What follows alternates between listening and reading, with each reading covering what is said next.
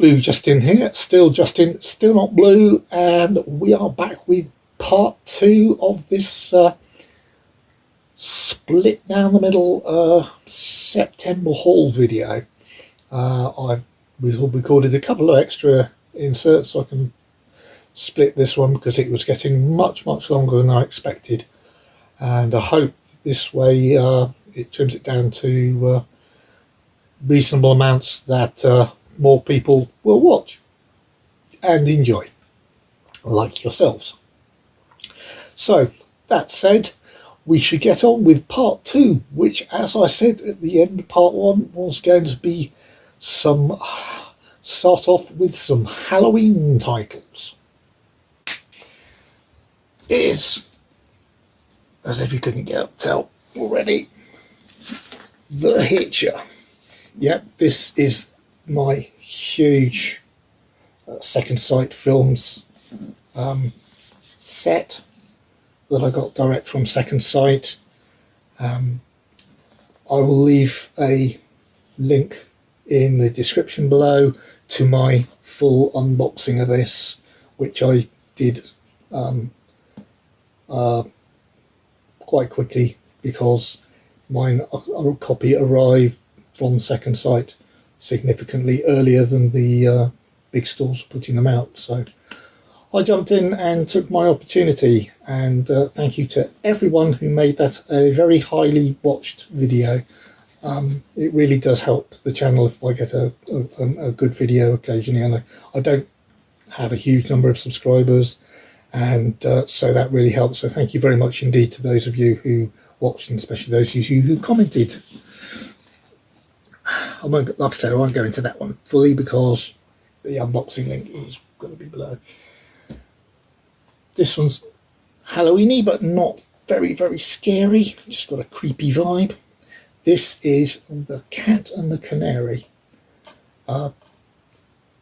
This is based on the stage play, but the stage play must have been going back from a very long time ago, because this, yes, based on the 1922 stage production.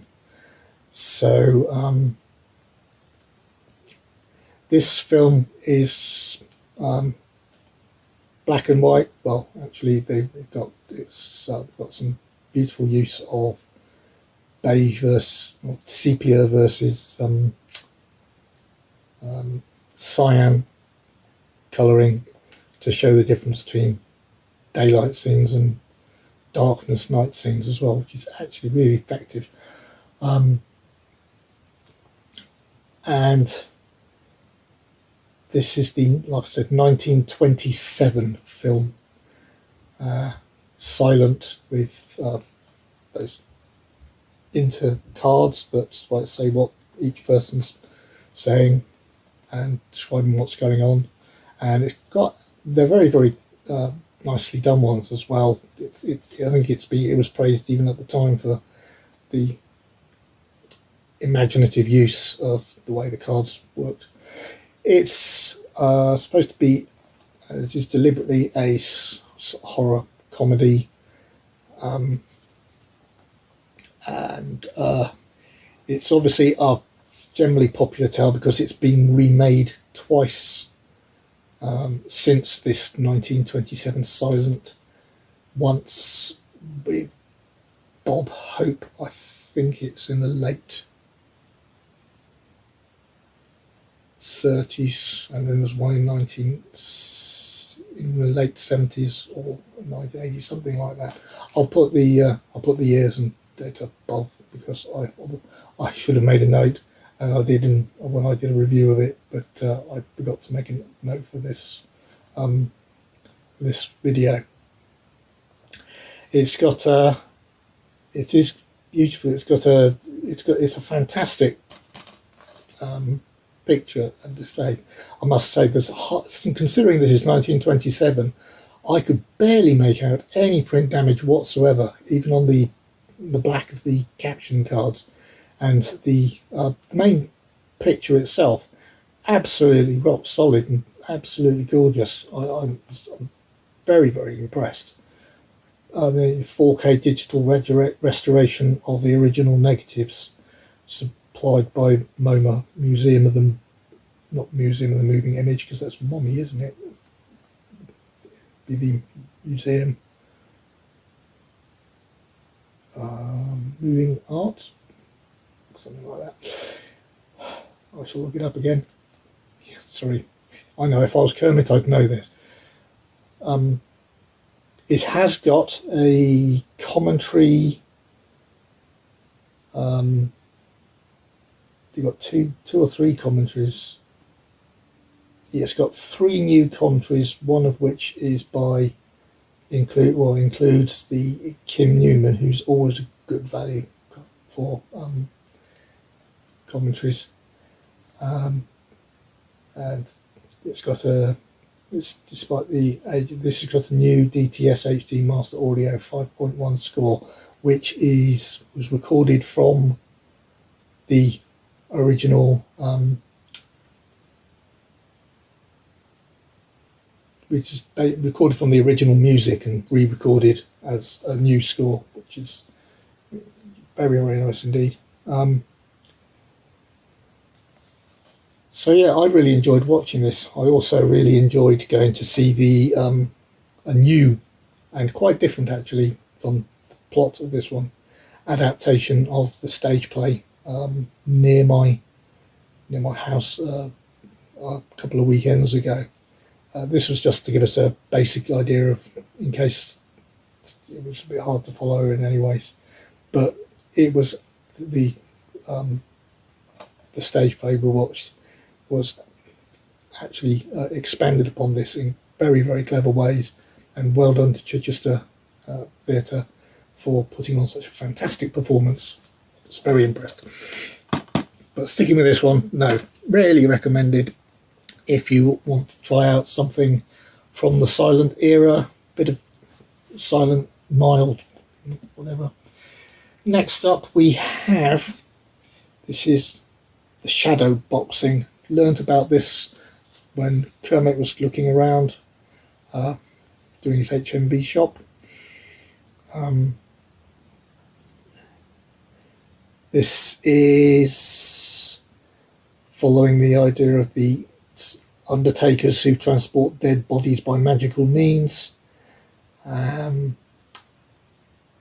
with ghosts inviting them along for a ride, etc.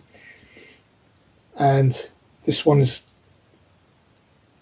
known for sort of inventing the kung fu horror comedy genre,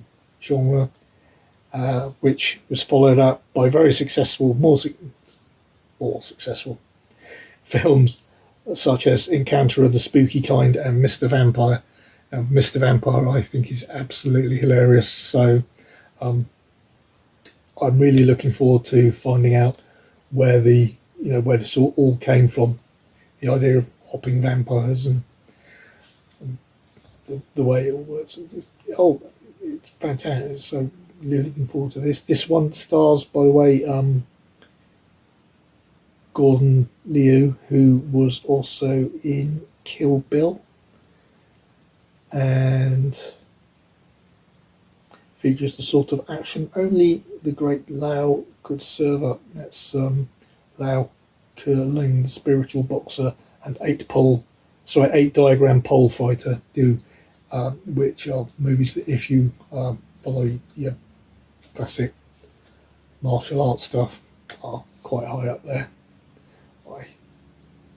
I'm not sure if I've got spiritual boxer. I definitely have 8-diagram pole fighter. So yeah, looking forward to catching up on new slipcase collectible art cards in here, new HD transfer from the original negative. This one's just got it's Mandarin mono with English subtitles, no dubs there. So it does have the inside the slip, it does have reversible sleeve with the original Hong Kong artwork as well as that new artwork. Next up, well, I think one of the ones that Kermit should probably be on commission for, that he commented on, and quite a few people I think have picked it up since, which is Mausoleum. This is the mourning the death of her mother. 10-year-old Susan is drawn to the nomad family tomb, where she awakens a centuries-old evil, ancestral demon who possesses her. 20 years later, she's now a beautiful lady, and she's played by Bobby Brissy in her most memorable role. And the demon that's been lying dormant within her is about to reawaken and take control, leading to a gory nightmare of lust, terror, and death. So this one's got strong horror, violence, gore, and nudity. Just the one. Sounds like fun to me. Oddly, I don't know. He didn't give a reason. Jamie Powell was not particularly impressed with it, and I think he did watch it, and was getting rid of his copy. But really, I haven't obviously watched it yet, but I'm looking forward to it. Looks like some booklet and art cards in there as well. A nice, quite strong looking, relatively slip around the case. So looking forward to catching up with that one. Oh, tell you what, let's not drop things all over the floor. Next up is one that I was quite interesting. I think, again, Jamie Powell saw this one at the cinema and quite liked it, but it's only come out on DVD in the UK. I just took one look at the cover and I just got drawn to it because I just have a feeling about what the sort of things might be being addressed. And so I went and imported, when I say they noticed that I said we only got it on DVD in the UK. We didn't even get it on Blu-ray. Yeah, in America, 4K. Oh yeah. So this is Dakota Fanning in The Watchers. Now, it was, if you saw it at the cinema in this country, it was called The Watched, but it's The Watchers in the US and quite also the rest of the places around the world, I believe. Based on Irish fairy folklore, as I could see, I could tell just looking at the that image. That's like gave me that wonderfully creepy fairy vibe, that traditional fairy vibe. This is the basics. This is the untouched forest in Western Ireland. The 28-year-old artist finds herself trapped in a bunker alongside three strangers who are watched and held prisoners by mysterious creatures. And I suspect those are the mysterious creatures. So yes, I'm really looking forward to seeing that for the first time. I didn't catch it at the cinema, but it just appealed to me, and it's written for the screen and directed by Ishana Night Shyamalan, who's M. Night Shyamalan's daughter. He produced it. And you can see the influence, and apparently it's very good. So, I'm going to do that. Finishing up the last of my more Halloween-y type titles. I think we've just got time for Lady Frankenstein. Yep, slightly on the dodgy side, but like it bothers me. Strong sex and violence. This is described as a monster a go-go at the castle when Baron Frankenstein and his lab assistant stitch together a creature and insert a killer's brain, which is the traditional story, of course. The creature crushes the Baron to death, goes on the rampage. Meanwhile, the Frankenstein's glamorous daughter teams up with his assistant to continue her father's crackpot experiments. The two fall in love, of course, and they decide to transplant the aging lab assistant's brain into the body of a hunky manservant because why not? Meanwhile, the first monster stalks the countryside seeking bloody revenge on the body snatchers who exhumed the raw materials for its miscreation, and it eventually goes after Charles and Tanya. But will its brute strength triumph against the seductive wiles of lusty Lady Frankenstein? Well, we shall find out. Who could resist a description like that? Not me. There's some Eurocult regulars in there, and resurrected from the original negatives in a brand new 2K restoration. So completed and restored director's cut plus the American theatrical versions. So that's interesting. I believe that I saw one review on Amazon though that said that even though the it is complete restored director's cut, it's obviously long as got more. I agree. All the restorations are build-up stuff, so all the action is actually in the theatrical 84 minutes rather than the extended 99 minutes. So it all depends on whether you want to just cut to the chase. It's got it's got a commentary, and yet again Kim Newman's involved, so looking forward to that one. It does have Italian and English audio this time, with optional English subtitles. It's got documentaries. There's also got, quite interestingly, obviously versions were shot for a more demure market, where they actually reshot certain sequences after putting clothes on the people when the originals were shot unclothed. So they've got the alternative clothes footage as features, which is interesting. You see the idea there. Next, I think we've got the last couple here are just imports. So here we go. This is season 3 of a series called Defiance. Haven't actually started watching this one yet. I do have season 1, don't have season 2 yet. So why do you ask? Oh, did I get season 3? Because season 3 is the one that's very hard to get hold of. I think it was only produced on demand, so it's much harder to get. So I didn't want it to be a case of get 1 and 2 and then suddenly find I couldn't get 3. So whilst 3 was available, I picked it up. It wasn't too bad. Wow HD, who I'm using more and more at the moment. It's being the reason I picked it up I'm particularly interested is I'm watching a series called Continuum at the moment on Blu-ray, and they're advertising Defiance at the beginning of the disc, each of the discs on that series, and I believe, as it says here, that this is from the producers of Battlestar Galactica, the reboot, as well as Caprica and Farscape. And I must say that looking at the clips that they show advertising Defiance, it's very much a case of you can see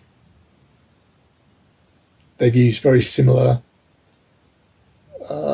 it's got a very similar look to Battlestar Galactica reboot, and some of the musicals, there's some of the music, the scoring is quite similar as well. So I'll be interested in seeing that when I go back to.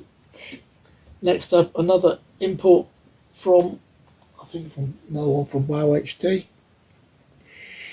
This is one I saw that people were interested in looking at. I was looking at Blu-ray.com. Somebody was just saying what they looked at and had enjoyed this week. Always a fatal thing. And they picked up a DVD, I think it was, they were looking at, and of one of these. I think it was the Heroic Trio. But I went looking at and found out there's a 4K Blu-ray combo of heroic trio and its sequel, The Executioners. So obviously I went straight ahead and bought that one. It's got Michelle Yeoh in it, who from Crouching Tiger, Hidden Dragon, amongst many other fantastic martial arts movies. Team of blade-throwing, shotgun-toting, kung fu fighting heroines who join forces to battle evildoers and is a dystopian noirish city. I mean, could it be made more anything more for me than that? I mean, really, blending dazzling martial arts mayhem with exhilarating blasts of comic book lunacy, these beloved superhero movies reimagine the genre throughout the giddy genius of the Hong Kong film industry at its height. This is 4K digital restorations of both movies with uncompressed mono soundtracks. The 4K, because the films are short, they say 88 minutes and 97 minutes.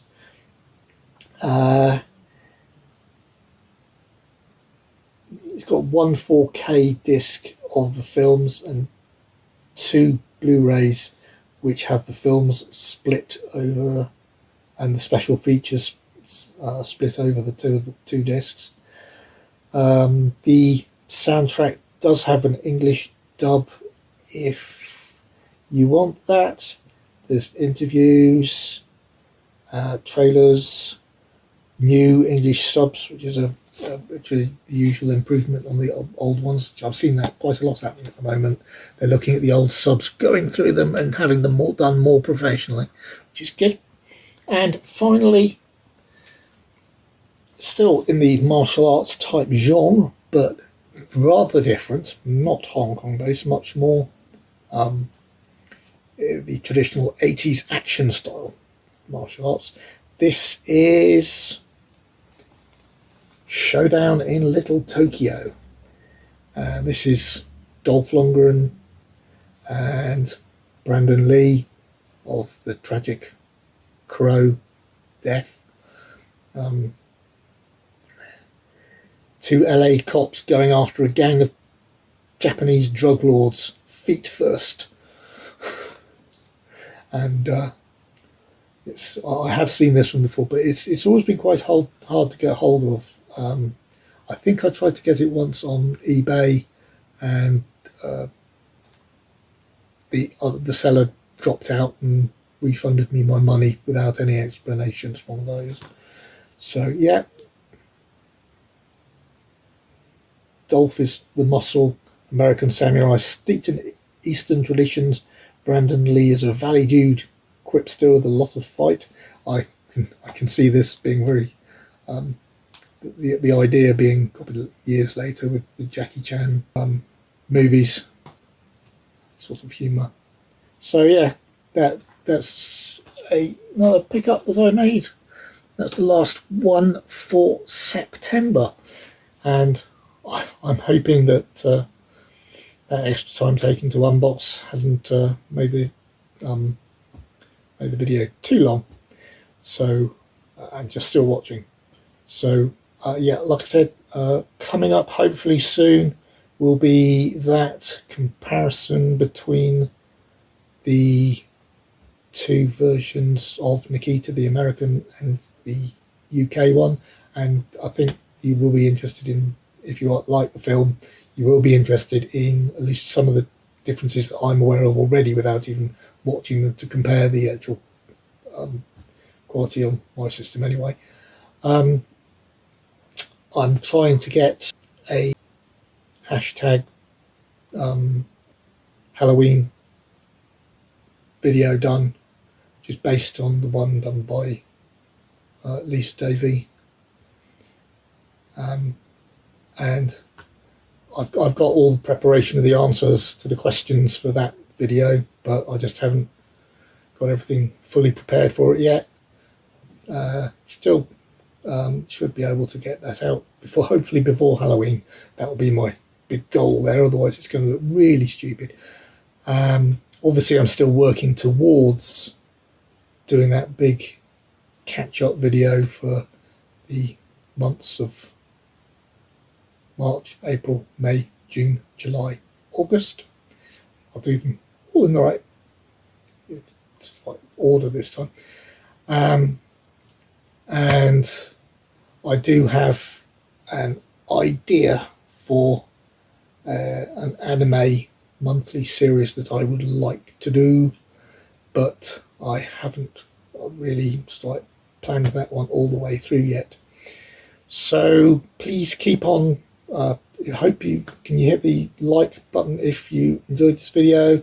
Hit the subscribe button if you're interested, especially in any of those ideas, that so you know if and when I get around to putting out those videos. And hopefully there will be something quite soon, because I'm on leave this week. And in the meantime, I hope you enjoyed it, and thank you very much for watching. So please keep on watching all the movies, all the TV, supporting the cinemas, watching everybody else's YouTube channels, and having a great time. Cheers.